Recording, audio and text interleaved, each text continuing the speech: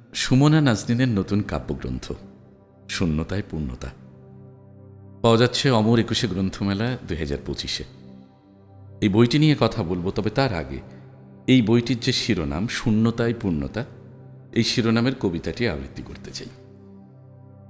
পূর্ণতায় যেন অপূর্ণতার গ্লানি, পূর্ণতায় নেই কোনো সম্মানী, নেই কোনো আত্মতৃপ্তির বোধ, নেই কোনো চেষ্টা ঋণের শোধ। সহজেই যা অর্জন তা তো নিমিষেই বর্জন। শূন্যতা থেকে যে প্রাপ্তি তাতে থাকে অপার প্রশান্তি।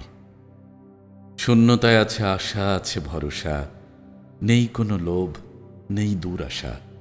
শূন্যতা মানুষকে স্বপ্ন দেখতে শেখায়, মানুষের কষ্ট বুঝতে শেখায়। তাই তো শূন্যতায় হয় পূর্ণতা, শূন্যতায় হয় পূর্ণতা। প্রিয় দর্শক, চমৎকার একটি বই সুমনা নাজনীনের। এই কাব্যগ্রন্থে প্রেমের কবিতা রয়েছে, দেশের কবিতা রয়েছে, যুদ্ধ, আন্দোলন, গণঅভ্যুত্থান, মানবতা, মুক্তি, নারী, নানাবিধ কবিতা রয়েছে।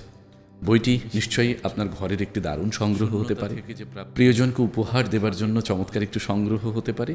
যদি অমর ২১ গ্রন্থমেলা ২০২৫-এ আপনি আসেন, তাহলে নিশ্চয়ই যারা কবিতা প্রেমী তারা বইটি সংগ্রহ করতে ভুলবেন না যেন।